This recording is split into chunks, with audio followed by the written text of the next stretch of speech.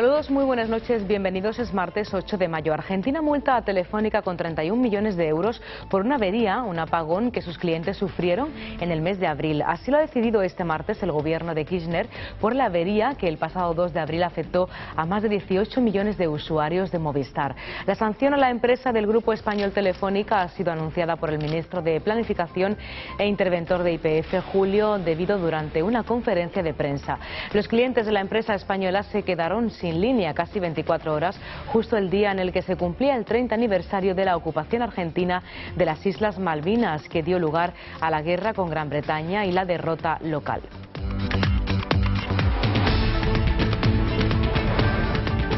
Y en nuestro país ayer se desató la polémica en torno a Bankia. Ahora el gobierno deberá presentar a la Comisión Europea un plan de reestructuración de la entidad en el que se garantice que las ayudas públicas que recibe la entidad no suponen ninguna infracción de las normas comunitarias de competencia. El vicepresidente de la Comisión, Joaquín Almunia, aún no ha recibido ninguna notificación formal por parte del gobierno acerca de la ayuda pública que posiblemente inyectará en la entidad financiera, pero ha advertido al que, según la norma, cualquier tipo de asistencia pública requiere la presentación de un plan de reestructuración.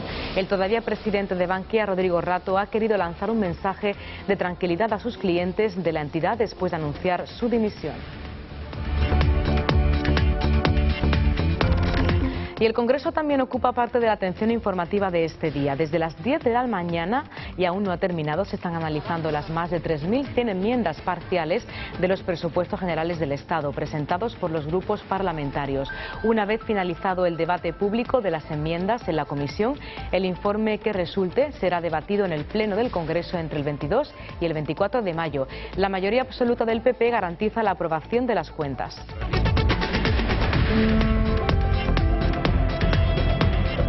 Y en Andalucía hoy primer Consejo de Gobierno de la 9ª legislatura con estreno de Izquierda Unida como parte de un ejecutivo regional.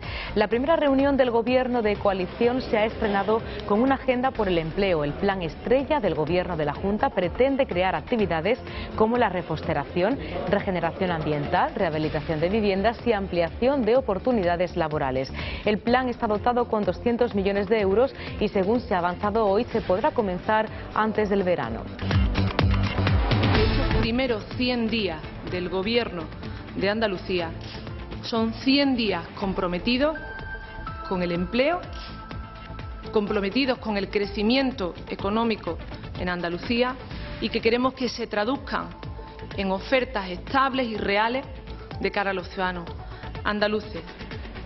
El caso de los ERE fraudulentos ya salpica al recién estrenado gobierno andaluz. Desde el PP han presentado varios escritos a la juez Mercedes Alaya para que se reclame a la Junta de nuevo la remisión de 21 expedientes relativos a otras tantas modificaciones presupuestarias por importe de 120 millones de euros vinculadas al fondo de reptiles.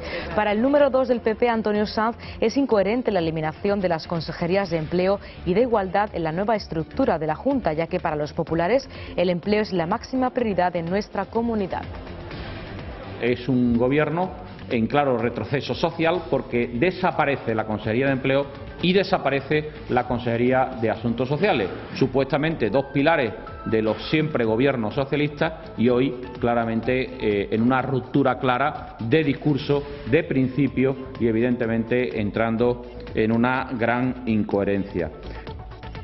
Miramos fuera de nuestro país. El socialista François Hollande, presidente electo de Francia, ha protagonizado hoy con su rival, el conservador Nicolas Sarkozy, y a un jefe del Estado, una ceremonia oficial en París antes de asumir el cargo el próximo 15 de mayo. Ambos rindieron homenaje al soldado desconocido bajo el Arco del Triunfo de la capital francesa y proporcionaron así una imagen histórica que no se daba desde 1995, cuando lo protagonizó el entonces presidente saliente François Mitterrand y quien venció a este Jacques Chirac. Hoy la solemnidad de la que se hace gala en este tipo de actos, el protocolo francés quedó patente en un acto de homenaje a los caídos por Francia.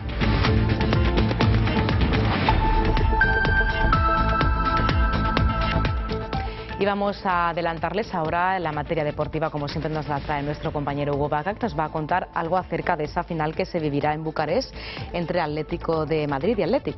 Cuéntanos. Efectivamente, Anabel, la capital rumana se va a vestir, se va a teñir de rojo y blanco por los colores de los dos equipos españoles, que ya mañana se jugará esa importante final de la Liga de Europa, en este caso la segunda competición después de la Champions League.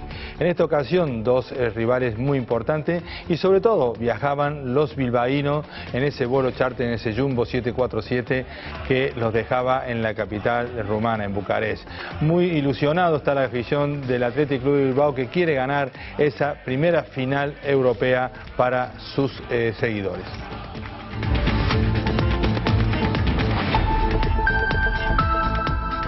Y también de rojo y blanco viste la Unión Deportiva Almería, un equipo andaluz que quiere estar el año que viene en la primera división del fútbol nacional. Para eso tiene que primero clasificarse para los playoffs, unos playoffs donde se entran en su recta final. En estos momentos está empatado a punto con otro equipo andaluz, como es el caso del Córdoba Club de Fútbol.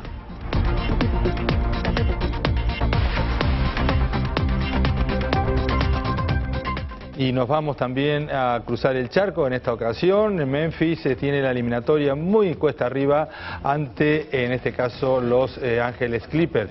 El más chico de los hermanos Gasol justamente tiene fe en la remontada. Después de la derrota de ayer, mañana tiene una nueva oportunidad para superar ese 3-1 en contra que tiene. Hay que ganar, eso sí, los 3 partidos siguientes.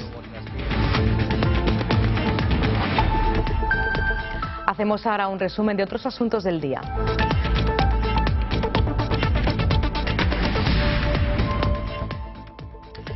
Día revuelto en los mercados, los inversores no confían en el futuro de Bankia, sus acciones en la Bolsa de Madrid han llegado a perder más de un 6%.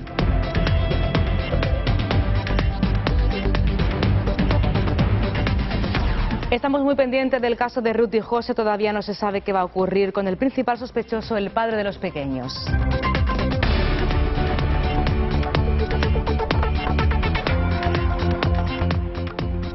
Y primer acto oficial, como les avanzábamos al comienzo del informativo, del presidente electo del país vecino de Francia.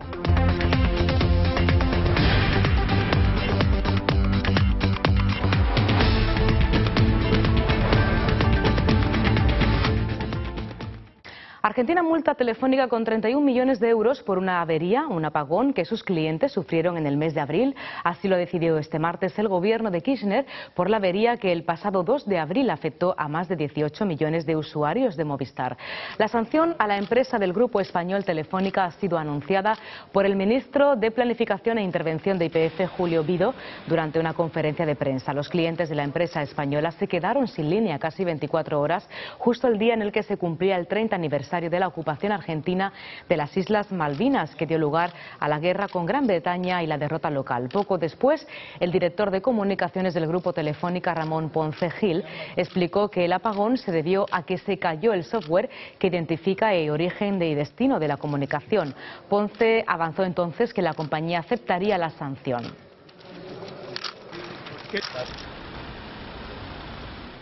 Y ayer la noticia económica del día era la dimisión del presidente de Bankia, Rodrigo Rato, que se marcha dejando un mensaje tranquilizador a clientes y accionistas. Este viernes el Consejo de Administración hará oficial su renuncia, así como la nueva incorporación al frente de Bankia de José Ignacio Gorigolzarri, ex consejero de BBVA. Rodrigo Rato deja claro que la abandona esta cuarta entidad de España para que no se entienda que las ayudas públicas del Gobierno central se conceden a una persona ligada al Partido Popular. Tras la dimisión de su presidente, la entidad financiera se enfrenta a un posible rescate.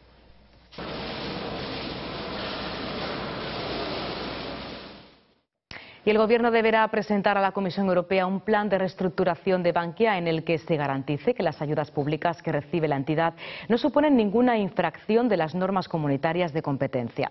El vicepresidente de la Comisión, Joaquín Almunia, aún no ha recibido ninguna notificación formal por parte del Gobierno acerca de la ayuda pública que posiblemente inyectará en la entidad financiera, pero ha advertido al Gobierno que desde la entrada en vigor de las nuevas normas de ayudas del Estado, que entraron el 1 de enero de 2011, cualquier tipo de asistencia pública requiere la presentación de un plan de reestructuración. En él se deberá especificar el plan de viabilidad de la compañía, que existe un reparto de cargas equitativo a la hora de poner en marcha las ayudas y que se elimina cualquier posible infracción de las reglas de la competencia derivada de dichas ayudas. En la reunión que el ministro de Economía, Luis de Guindos, y Joaquín Almunia mantuvieron la semana pasada en Bruselas, se trató de manera genérica el plan de saneamiento de las entidades financieras, aunque Guindos no le transmitió ningún plan concreto sobre Bankia. La entidad, presidida hasta ahora por Rodrigo Rato, ya recibió ayudas públicas en el marco del FROP 1. En aquel momento, el anterior gobierno de José Luis Rodríguez Zapatero no tuvo que presentar ante Bruselas un plan de reestructuración específico para la entidad porque regían las reglas de competencias anteriores que permitían aplicar una ayuda pública directamente si ésta no superaba el 2% de los activos ponderados por riesgo del banco en cuestión. Almunia ha eludido valorar la situación del sector financiero español en general y si podría ser necesario recurrir al mecanismo europeo de estabilidad para completar por fin la reestructuración de la banca. Y el secretario general del PSOE, Alfredo Pérez Rubalcaba, considera necesario la reforma financiera del Gobierno, pero sin que ponga, dice, ni un euro de fondo público a fondo perdido. Rubalcaba insiste en que el Gobierno de Rajoy no les mantiene. Ha informado que lamenta que ningún responsable del Gobierno haya tranquilizado a los ciudadanos y que tienen su dinero en Bankia. He dicho que hay un proceso de reestructuración bancaria en marcha y que lo que el Gobierno tiene que garantizar es que al final de ese proceso a los españoles no les cuesta un solo euro de sus recursos, de sus impuestos. Porque nadie entendería que ahorremos en sanidad y en educación y regalemos dinero a la banca. Pues el presidente del Gobierno, Mariano Rajoy, ha dicho que hasta ahora el único dinero público que se ha dado es el del Gobierno del PSOE. Rajoy se ha defendido así del PSOE, que le preguntaba si hay miles de millones para Bankia y no para la educación o sanidad de los ciudadanos. Sobre la reforma se ha limitado a señalar que tiene dos fases. Una primera por la que se obligó a las entidades a provisionar 50.000 millones que el PSOE no ha hecho y una segunda que aprobará el Gobierno este viernes por decreto ley, pero sin adelantar ningún detalle. Día revuelto también en los mercados. Los inversores no confían en el futuro de Bankia y sus acciones en la Bolsa de Madrid han llegado a perder más de un 6%. Tras conocerse el plan de saneamiento para estas entidades, sus acciones se han desplomado en la bolsa, aunque han suavizado la caída después de anunciarse la dimisión de Rato. Sin embargo, el anuncio del presidente del Gobierno de abrir la puerta a la concesión de ayudas públicas para rescatar a los bancos ha animado a la bolsa hasta reconquistar los 7.000 puntos en su mayor subida del año, en casi un 3%. Por su parte, las bolsas europeas se recuperaban después de que comenzara la semana con descensos acusados tras las elecciones en Francia y en Grecia. Más asuntos, porque el presidente del grupo OHL, Juan Miguel Villar Mir, ha anunciado hoy que su compañía puede aumentar en el futuro su presencia en Abertis. Durante la rueda de prensa previa a la Junta de Accionistas, Villar Mir ha explicado que OHL ha adquirido casi el 5% de Abertis, un 4,95%, mediante un contrato valorado en más de 433 millones de euros. OHL no descarta aumentar en el futuro su presencia en Abertis, en la que la compañía controlará el 15% de su capital una vez se ejecute la operación pactada con la concesionaria. En un encuentro con la prensa previo a la celebración de la Junta de Accionistas, el presidente del grupo, Juan Miguel Villar Mir, se mostraba muy satisfecho con el acuerdo. No cabe duda que hemos entrado con un 15% en la mayor concesionaria del mundo. Es importante, con un socio tan excelente como el grupo Caixa, que nuestra vocación es de permanencia hasta la eternidad en Abertis, en la mejor armonía, como una operación absolutamente amistosa. ¿Haremos algo más? Pues ya lo veremos, no hay nada decidido en este momento. Mente abierta. OHL ha adquirido a ACS el 4,95% de Abertis. Además, recibirá un 10% de la concesionaria catalana a cambio de su participación del 60% en OHL Brasil, donde opera en 9 autopistas, y 3 concesiones de peaje que opera OHL en Chile. Villar Mir ha explicado que mediante esta operación el grupo fortalece su balance, situando su patrimonio neto en los 2.400 millones de euros, obtiene unas plusvalías de 1.200 millones y reduce su deuda neta un 29%. 0,9%, al restar 1.400 millones. La operación deberá ser ratificada por los consejos de administración el próximo 29 de mayo y posteriormente ser aprobada por las juntas de accionistas extraordinarias el 24 de julio. Y hoy parte de la atención informativa la encontramos en el Congreso de los Diputados. Desde las 10 de la mañana se están analizando las más de 3.100 enmiendas parciales de los presupuestos generales del Estado presentados por los grupos parlamentarios. Comienza así una sesión maratoniana que se prolongará hasta la noche sin descansos y que se reanudará mañana para someterse a la votación de la Cámara antes de la hora de comer. Los diputados han comenzado debatiendo las enmiendas presentadas a los diferentes títulos y disposiciones que componen el proyecto de ley. Después pasarán a analizar las propuestas para cada una de las secciones: Casa Real, Cortes Generales, Tribunal de Cuentas, Tribunal Constitucional, Consejo de Estado y Consejo General del Poder Judicial. Las partidas ministeriales se debatirán a continuación con una primera votación a las 8 de la tarde. El orden de análisis será el siguiente: Exteriores y Cooperación, Justicia, Defensa, Hacienda y Administración Pública, Interior, Presidencia e Industria. Mañana miércoles la sesión se reanudará con el debate de los presupuestos de Educación, Cultura y Deporte, Empleo, Sanidad, Economía y Competitividad y otros ministerios. Una vez finalizado el debate en la comisión de las enmiendas parciales, el informe resultante llegará al Pleno del Congreso entre el 22 y el 24 de mayo. La mayoría absoluta del PP garantiza la aprobación de las cuentas que tras esta sesión plenaria serán enviadas al Senado. Allí el proyecto de ley podría quedar definitivamente aprobado si no se incluye ninguna enmienda ni veto, pero en cualquier caso los presupuestos de 2012 deberían empezar a aplicarse en el mes de junio, suspendiéndose en ese momento la prórroga de las cuentas de 2011 actualmente en vigor. Y la Comisión Europea admitió hoy que el Pacto de Estabilidad y Crecimiento permite introducir cierto margen a medio plazo para los países que se encuentran en dificultades económicas. A pesar de que la Comisión Europea no se refirió específicamente a España, admite que puede darse cierto margen a los países en dificultades. El comisario europeo de Asuntos Económicos, Olli Rehn, en rueda de prensa recalcó que para países presionados por los mercados como España, la clave para recuperar la confianza reside en abordar los retos fiscales y aplicar reformas estructurales de forma inmediata. Bruselas no descarta dar más tiempo a España para recortar el déficit. La Comisión Europea ha admitido hoy que el Pacto de Estabilidad y Crecimiento permite introducir cierto margen a medio plazo para los países que se encuentren en dificultades económicas. Por ello, no descartan dar una prórroga de un año a España hasta 2014 para alcanzar el objetivo del déficit del 3%. Así lo ha afirmado su vicepresidente Olli Rehn en rueda de prensa. Solo una condición: que el gobierno de Mariano Rajoy resuelva la reestructuración financiera y sus retos fiscales actuales. No obstante, Rehn no ha querido adelantar su propuesta hasta la presentación el próximo viernes 11 de mayo de las previsiones económicas de la Comisión. De confirmarse, sería todo un balón de oxígeno para España. Nunca hemos dicho que hubiera soluciones milagrosas a corto plazo, apostilló Rehn. Y récord de familias y empresas en quiebra desde el inicio de la crisis. Casi un tercio de las empresas afectadas tenían como actividad principal la construcción y la promoción inmobiliaria. Son datos que hemos conocido hoy. Casi un 22% más de familias y empresas que no pueden afrontar sus pagos y sus deudas. Ascendieron a más de 2.200 en el primer trimestre de este año. Las insolvencias se disparan en los 3 primeros meses del año. Las familias y empresas que se declaran en concurso de acreedores, es decir, en suspensión de pagos y quiebras, ascienden a 2.224, un 21,5% más que en 2011. En concreto, las familias insolventes aumentaron un 1,5% hasta las 266, mientras que las empresas concursadas subieron casi un 25%, hasta sumar 1.958 procedimientos de quiebra, según el Instituto Nacional de Estadística. Se trata de la cifra más alta desde el inicio de la crisis. De ese total de empresas concursadas, el 31,3% pertenecen al sector de la construcción y promoción inmobiliaria. Las comunidades autónomas con mayor número de impagos son Cataluña, Valencia, Madrid y Andalucía.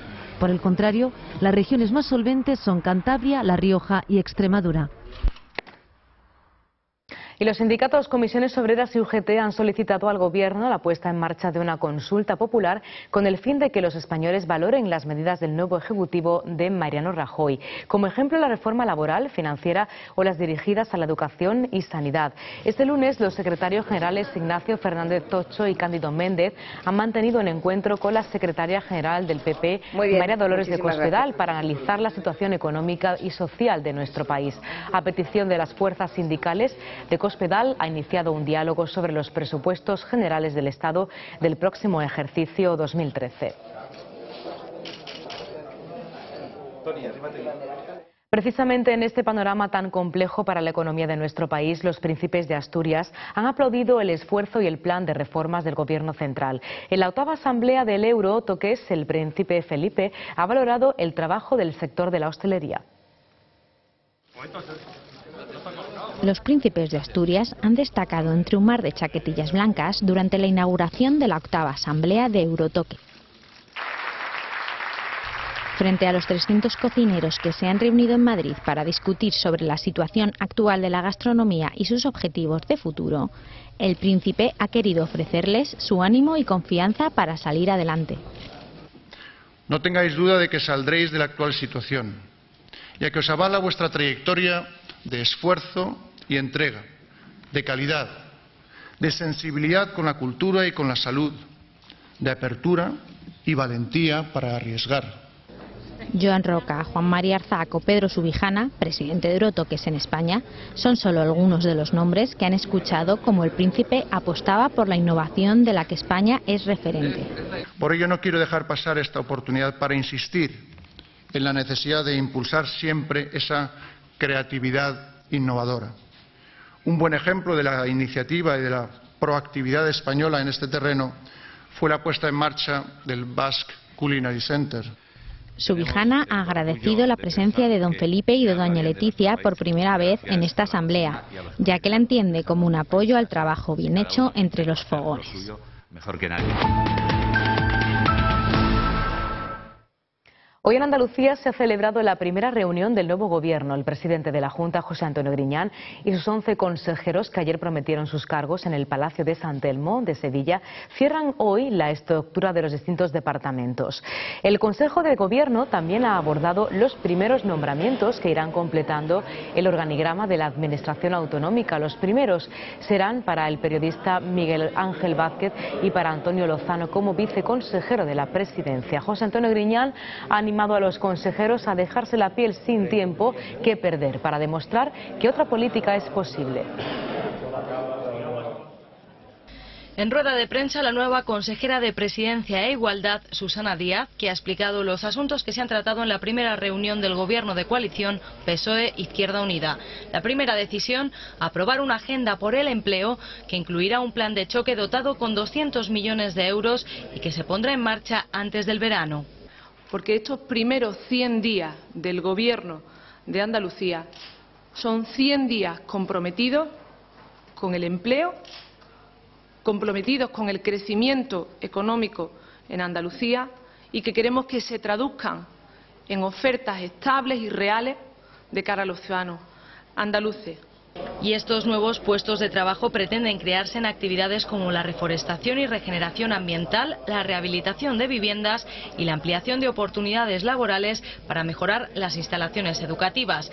Es el plan estrella del nuevo Ejecutivo Regional para luchar contra el principal problema que tiene Andalucía, más de un 30% de desempleo. Díaz ha vuelto a insistir en el mensaje que ya diera José Antonio Griñán en su discurso de investidura. Que se puede salir de la crisis de una manera diferente, creciendo económicamente, generando empleo y manteniendo el estado del bienestar. No a los recortes hoy, porque hace más de 2 semanas anunciaron uno de 2.700 millones de euros y aún siguen sin especificar dónde cortará la tijera. Estamos trabajando a marcha forzada para que sea cuanto antes. Este año, por ejemplo. Bueno, esperamos que sea en las próximas semanas. Díaz explica que la Consejería de Hacienda están llevando a cabo un análisis del impacto que puede tener este recorte que, asegura, está impuesto por el Gobierno central. Y el caso de los expedientes de regulación de empleo supuestamente fraudulentos ya salpica al recién estrenado gobierno andaluz.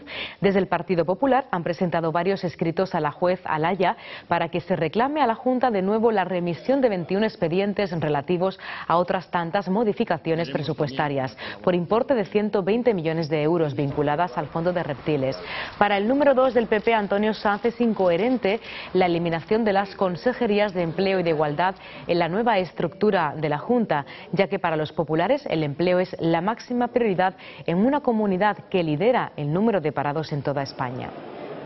Es un gobierno en claro retroceso social porque desaparece la Consejería de Empleo y desaparece la Consejería de Asuntos Sociales, supuestamente dos pilares de los siempre gobiernos socialistas, y hoy claramente en una ruptura clara de discurso, de principio y evidentemente entrando en una gran incoherencia.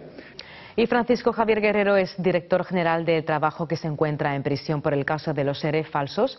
No acudía hoy al acto de conciliación planteado contra el presidente de la Diputación de Sevilla, Fernando Rodríguez Villalobos, por llamarle chorizo, putero y drogadicto. Según su abogado Fernando de Pablo, Villalobos pretendía denigrarle ante los ojos de la sociedad cuando utilizó esas palabras falsas. Por ello exige que Villalobos se retracte de sus declaraciones y reconozca que estas manifestaciones carecen de fundamento.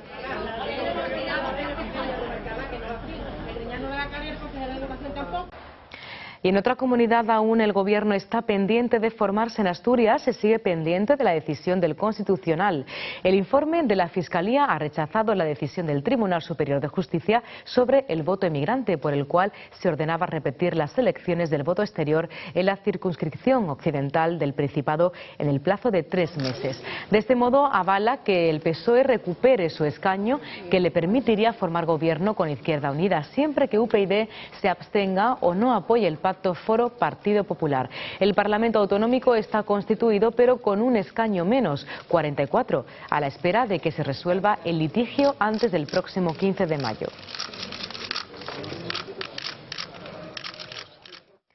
Y la Policía Nacional ha detenido a 73 personas en toda España en una operación contra una red dedicada al tráfico a gran escala de datos personales y empresariales que ha sido desmantelada. Los integrantes de la banda están acusados de los delitos de intrusismo profesional, cohecho, descubrimiento y revelación de secretos y blanqueo de capitales. Este es el momento en el que la Policía Nacional detiene a 3 personas, un hombre y 2 mujeres, en el marco de la Operación Pitiusa, como presuntos autores de intrusismo profesional, cohecho, descubrimiento y revelación de secretos y blanqueo de capitales. En total han sido detenidas 73 personas, 33 de ellas en Cataluña, de una veintena de provincias de comunidades. Entre los arrestados hay 2 agentes de la Guardia Civil, uno destinado en Vitoria y otro en Jaén, funcionarios, abogados, detectives privados y policías locales. La investigación, que se inició hace casi un año en un juzgado de Barcelona, aún continúa abierta.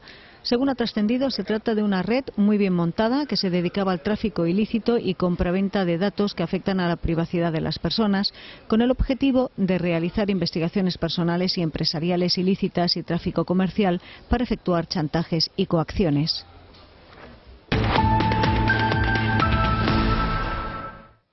El socialista François Hollande, presidente electo de Francia, ha protagonizado hoy con su rival, el conservador Nicolas Sarkozy, y a un jefe del Estado, una ceremonia oficial en París antes de asumir el cargo el 15 de mayo.